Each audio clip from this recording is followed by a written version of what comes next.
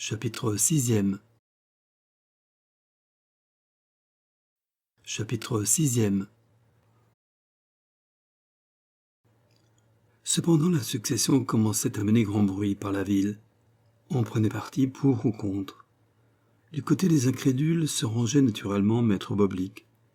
Bouillard avait choisi un autre notaire pour rédiger les procurations des héritiers. Une étude rivale bénéficiait de cette affluence de clients improvisés, et le petit tabellion poussait jusqu'à l'excès la jalousie du métier. Aussi déblatérait-il contre la succession avec une âpreté passionnée. Sénéchal avait d'abord partagé les préventions de son patron, mais il n'était pas le maître au logis et ne savait pas s'opposer aux réunions d'héritiers dont sa maison avait l'heureux privilège. D'ailleurs, ces conférences se terminaient d'ordinaire par un dîner, et nous savons déjà que la gourmandise était le faible de M. Sénéchal.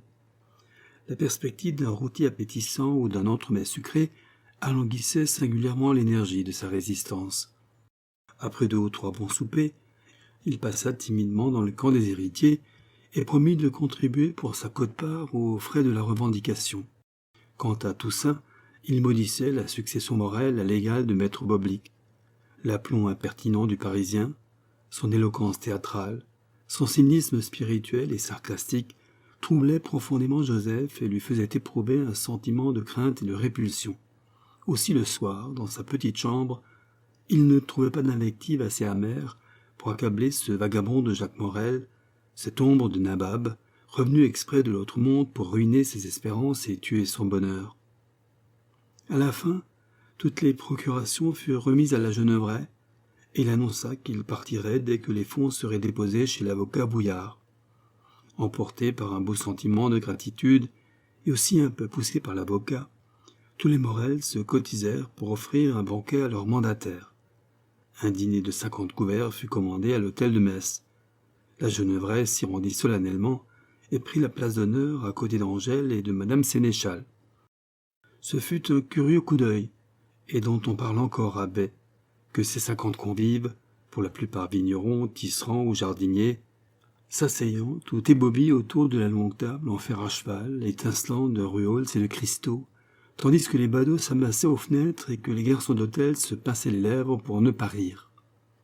Dès le premier service, l'avocat porta un toast à la Geneuvrais, le célèbre voyageur, et le loua au nom du pays tout entier de son zèle pour les héritiers Morel.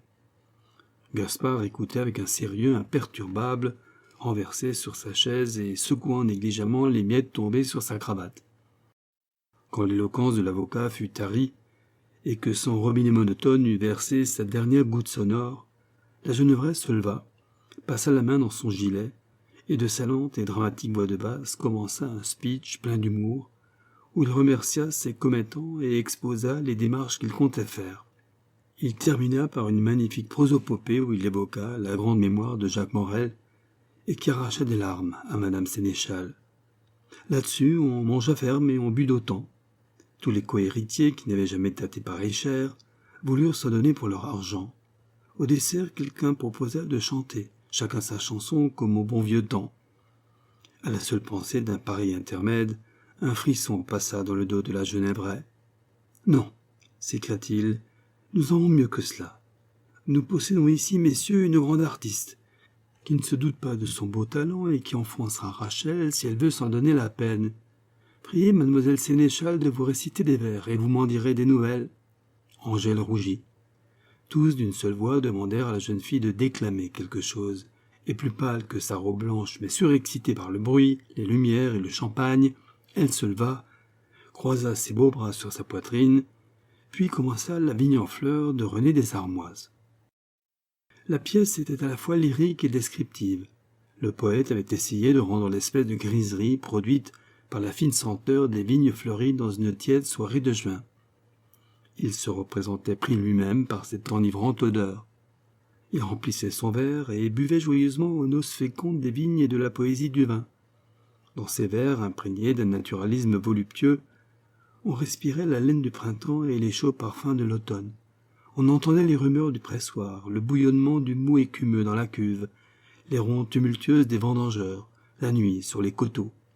Puis le poète, sentant sa tête s'alourdir, laissait tomber sa coupe vide, et la pièce se terminait par cette apostrophe. Je m'endors. Et là-bas, le frissonnant matin baigne les pampres verts d'une rougeur furtive. Et toujours, cette odeur amoureuse m'arrive, avec le dernier chant d'un rossignol lointain et les premiers cris de la grive.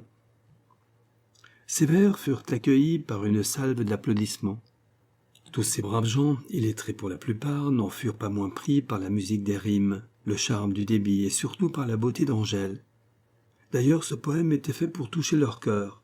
L'éloge du vin du pays remuait la fibre patriotique de cet auditoire et où les vignerons étaient en majorité. De plus, Angèle, avec sa voix de contralto, avait heureusement rendu le pétillement capiteux des vers de René. Monsieur Sénéchal était ébahi, Madame Sénéchal pleurait.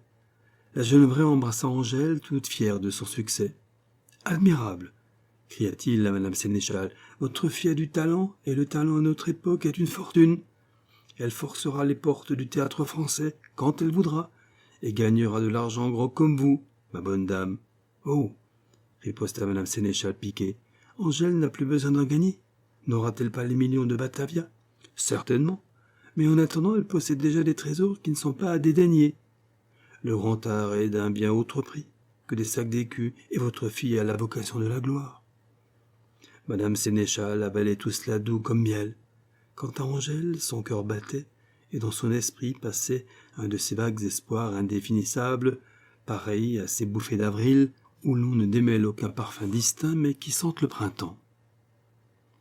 On s'était remis à boire et à jaser. On trinquait à Jacques Morel. Les rêves de Perrette au Potolet n'étaient rien au prix des spéculations que les héritiers faisaient déjà avec leur part d'héritage. Tous ces pauvres diables, qui n'avaient de leur vie vu 1000 francs alignés tout d'une file, jonglaient avec les millions. Ils sirotaient leur vin comme si c'eût été de l'or potable, et devant leurs yeux troublés passaient des visions toutes resplendissantes des magnificences orientales. On n'entendait s'entrecroiser que des mots reluisants et dorés. Les serveurs eux-mêmes semblaient pris de cette fièvre du million et ouvraient de grands yeux de convoitise. Debout contre un buffet, la jeune vraie frisait sa moustache en contemplant cette orgie de rêves sultanesques. De temps en temps, un sourire diabolique allumait ses yeux et retroussait les coins de ses lèvres désillusionnées. À la fin, on quitta la table, chacun se retira dans sa chacunière et rêva d'une pluie d'or tombant du ciel dans de sonores bassins d'argent. En dépit du proverbe, le lendemain d'une fête est rarement gai. Monsieur Sénéchal se leva, la bouche amère, la tête lourde, et songea mélancoliquement qu'il avait une démarche fort désagréable à tenter près de maître Boblic. Il s'agissait de verser à Bouillard les 400 francs, montant de la quote-part de Madame Sénéchal dans la somme promise à la Genevraie. Or, les réunions d'héritiers, les soupers, les toilettes achetées à Angèle, avaient complètement détruit l'équilibre du budget de la communauté. Il fallait solliciter du notaire une avance sur les appointements à venir, et maître Boblic n'était pas prêteur. Ce fut donc en tremblant que Sénéchal entra dans son cabinet et lui exposa sa requête. Le notaire savait déjà la palinodie de son maître clerc. Il regardait son enrôlement parmi les héritiers morels comme une injure personnelle, et il s'était bien promis de se venger un jour ou l'autre. Il écouta la demande du bonhomme avec une froideur hypocrite. « 400 francs, dit-il. Vous avez donc quelque acquisition en vue, Sénéchal? Un lopin de vigne, hein, mon gaillard? Non, répondit l'autre avec embarras. J'ai un paiement à faire et c'est tout. Le petit notaire avait déjà flairé le motif de l'emprunt. Un paiement, répéta-t-il. Êtes-vous endetté? Pas précisément, mais ma femme est une des héritières morales et cet argent est destiné à... Ah! Votre femme m'a donné aussi dans le panneau, interrompit le notaire d'un air glacial. J'en suis fâché, Sénéchal, mais je n'ai pas d'argent à jeter par les fenêtres, moi. Me croyez-vous incapable de vous le rendre? S'écria Sénéchal. Qu'en sais-je? Quelle confiance puis-je avoir dans un comptable assez nigaud pour gober de pareilles sornettes? Je vous croyais un homme sensé, et vous faites l'acte d'un fou. Non seulement votre solidité financière ne me rassure pas, mais je me demande si je puis encore vous confier le maniement de mes affaires personnelles. Le rouge monta au visage de l'honnête maître clerc. « Soupçonnez-vous ma probité, monsieur ?» murmura-t-il d'une voix tremblante. « Me prenez-vous pour un malhonnête homme ?»« Je vous prends pour un sot, » répliqua le notaire d'un ton cassant, « et je dis qu'une caisse dans les mains d'un sot peut aussi bien péricliter que dans les mains d'un fripon. » Sénéchal était devenu pourpre, ses oreilles tintaient et la colère le travaillait. « Ah !» fit-il exaspéré. « C'est bien. Attendez-moi un instant, monsieur Boblick. » Il courut à son bureau, établit fiévreusement la situation de sa caisse, rassembla ses papiers, mit les écus dans un sac et rentra dans le cabinet où le notaire achevait tranquillement la lecture d'un acte. « Maître Boblick, » dit en frémissant le vieux sénéchal, « voici mes comptes, vérifiez-les. Puisqu'une probité de 30 ans n'est pas une garantie pour vous, je ne suis plus votre homme, et vous pouvez me remplacer. » Le notaire ajusta ses lunettes, poussa négligemment près de lui l'argent et les papiers. « Ah ah, vous avez de l'orgueil, » dit-il ironiquement. « Cela c'est bien, un futur millionnaire. J'examinerai vos comptes à loisir et je vous enverrai votre quitus, s'il y a lieu. » Sénéchal tira de sa poche un trousseau de clés et le déposa silencieusement sur le bureau, puis il prit son chapeau et ouvrit la porte. « Adieu, monsieur Boblick. »« Adieu, monsieur. Sénéchal, » glapit le notaire de sa voix la plus incisive. « Que les millions de Morel vous fassent grand bien, et souvenez-vous qu'on ne rentre pas chez moi aussi facilement qu'on en sort. » Sénéchal s'en revint rue de Savonnière, la tête flottante et le cœur brisé. « Qu'as-tu » s'écria Angèle, en le voyant tout pâle. « Pourquoi reviens-tu si tôt de l'étude ?»« Je ne retournerai plus à l'étude, » dit M. Sénéchal en s'asseyant lourdement, car ses jambes chancelaient.